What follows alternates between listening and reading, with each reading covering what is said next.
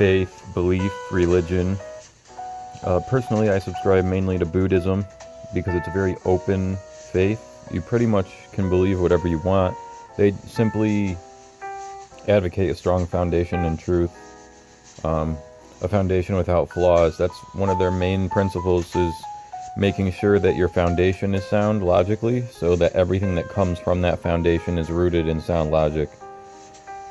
So what you express based on what you believe, and being in a place where each individual thing that you let out makes sense to you as you're in that moment, living in the moment, being mindful in your clarity, and just ways of opening the mind and enhancing the mind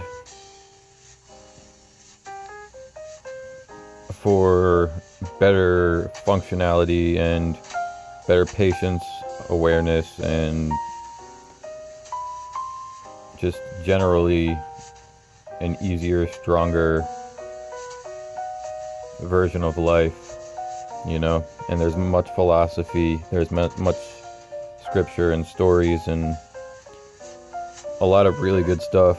There's even a Buddhist magazine that goes around. You can order it. I forget what it's called. I have one copy, but like I said, I don't do too much reading. I'm more of a sit under the tree kind of guy. But yeah, and then Hinduism goes very in depth with the specifics of energy and how it's used with each part of the being, physical and non-physical, flesh, you know. And belief, faith, virtue, morals, heart, you know, the inner workings and complexities of interaction, and how one should live on certain paths of goodness and light and dark, and how to craft and embody the ideal form based on your lineage, your name, and what you choose to be in archetype and in essence. So Hinduism is really complex, and they pretty much demand a high level of practice if they are going to take you seriously. The temples have a lot of chanting, meditation, incense burning, ritualization.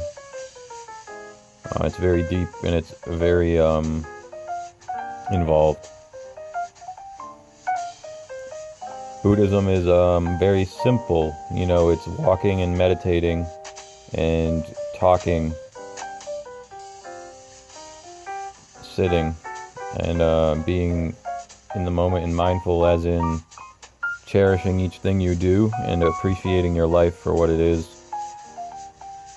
And then they often observe the world, observe themselves, and try to fine-tune things to, one, create ease, and two, relieve people, animals, and the planet of suffering.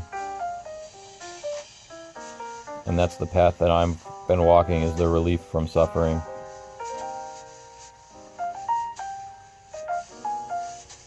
It's good stuff. And the main key is detaching from material desires. If not forever, just to do your practice. Just have a world separate from material desires, just to do your practice with everything else. That's what I recommend. There's other faiths, Christianity. There's everything underneath. The Yiddish belief system. Those are a bit more strict. Hinduism, you have a lot of wiggle room. Buddhism, you're entirely free as long as you're not breaking any spiritual law. Christianity is pretty rigid, but it's rewarding, and it's empowering. And everything under the Yiddish faith is personal development, love development, family development, self-development, interacting with God on a personal level, and just having a organized and potent life.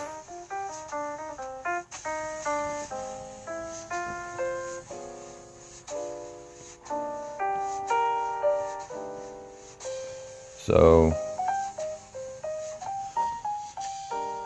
it's really up to you. You know, there's also Abrahamic belief, which is more of a faith and less of a religion.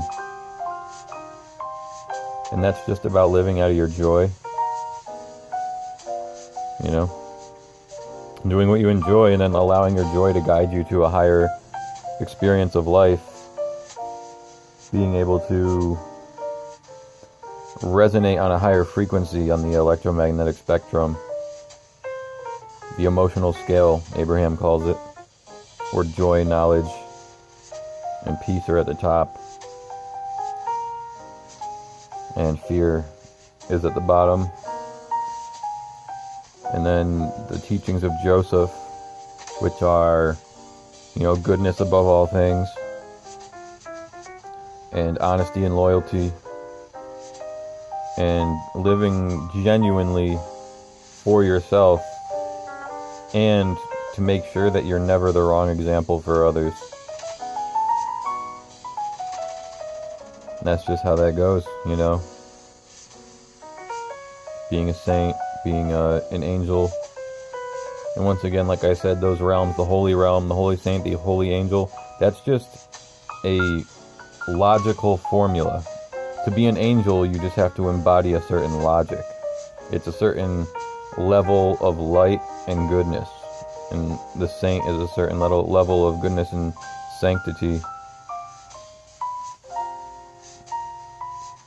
Devotion to living a life of peace and exploration in what it means to be someone who is so good that the people around them are influenced by it.